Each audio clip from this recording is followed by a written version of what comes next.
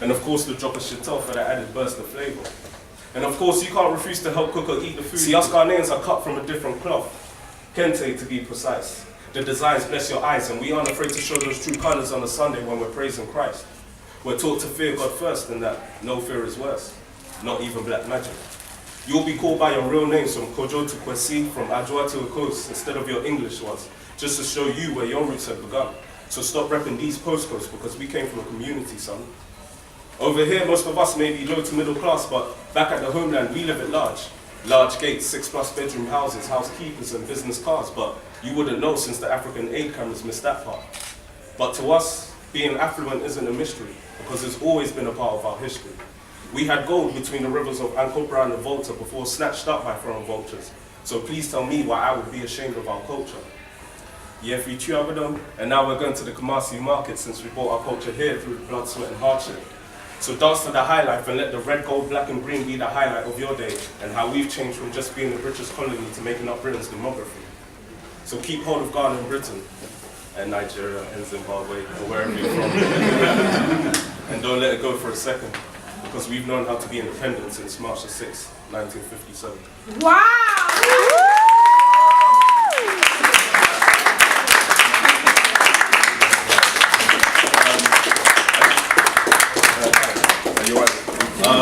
The second piece I'm going to perform, I don't know how much it relates to the event, but I was reading about it in house about beauty and representation in the media.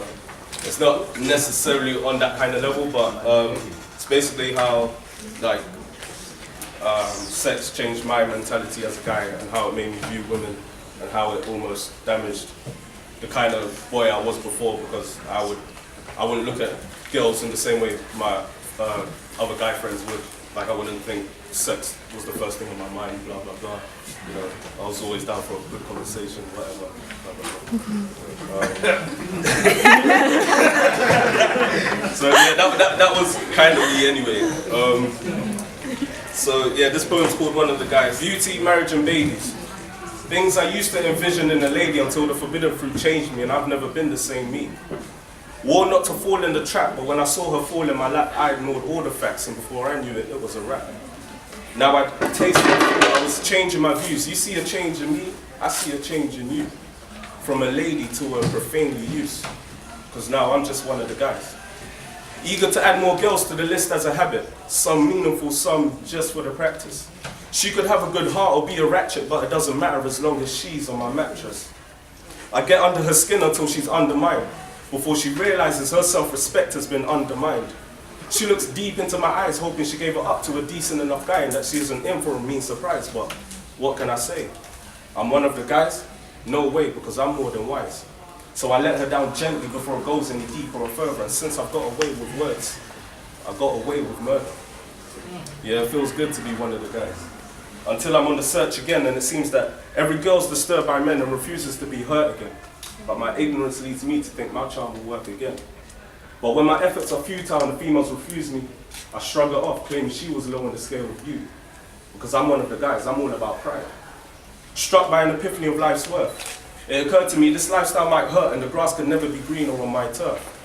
But what can I do when the girls want a man with class and I haven't met the grade because I was too busy being one of the guys trying to get laid?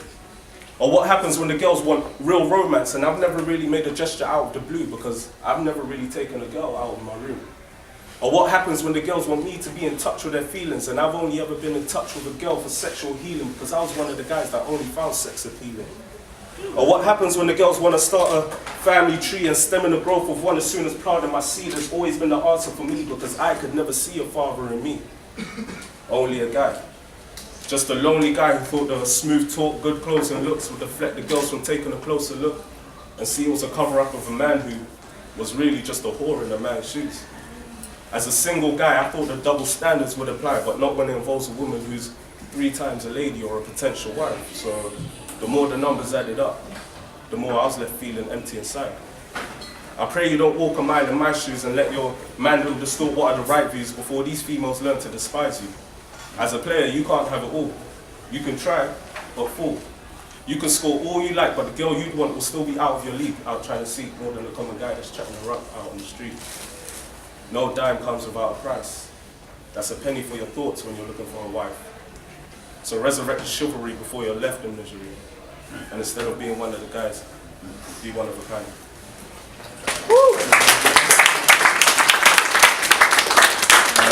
The last poem I'm going to perform, I'm going to need a little bit of your participation. I haven't tried this before, but I thought I'd try today and try and get the crowd involved so you don't get bored or whatever. This poem's called Look Brother, and I wrote it because as a black boy, I've always experienced like always tense moments, you know, in certain situations where I'd just be walking along the street or I'd be in a public space and there's another black guy across the road or whatever, and you know, he gives me, he screams me, I scream back, or like, you know, there's always that tense interchange with the eye contact. So one day it really got to me and I thought I'd write something down. And basically where your participation comes in, when I raise my fingers like this, you say, look brother. So we'll practice it for now. Look brother. I'm gonna have to say it loud. Look brother. Look brother. I don't want to have to walk through the street shook brother and turn my head in case I give you the wrong look brother. I might be having a bad day brother, but doesn't mean I'm looking at you with mad hate brother. Look brother. I want to walk in the rave and focus on who's good looking brother and not feel like I should stand on the side like a hood looking brother. I want to dress and not stress about how I look brother because of how you look brother. When you see I'm not rocking the look brother. I mean, you might have a better outfit brother, but doesn't mean you have a better outlook brother. Look brother. This is for the older brothers who see me and want to scold a brother. For what? I don't know brother. Must be the way I talk, walk or look brother. Don't pretend because I can see it in your look brother. Those frown lines make you an open book brother. Look brother. Just because you're with people that don't look like brothers doesn't mean you can look at me like I don't look right brother. You're just the same as me and no higher. Take a look my brother. Both of us are still getting the same looks my brother. Look brother. Aren't you tired of getting enough looks brother? Those eyes on you in the store like you're a crook brother. Those wondering why you walked in this fancy restaurant. Those surprised you're doing a degree in a sophisticated subject. Those surprised you have no drug connects. Those why you with a white woman. Those vigilant as you approach their car. Those expecting you to know the lyrics to a hip hop song when it's played. Those surprised you listen to other genres. Those surprised you don't know what that slang word means. Those surprised you have a nice house in Africa. But you won't bother to adjust those looks, brother. Paying too much attention to the wrong look, brother. You refuse to see eye to eye with your brother. Always attacking the wrong side, my brother.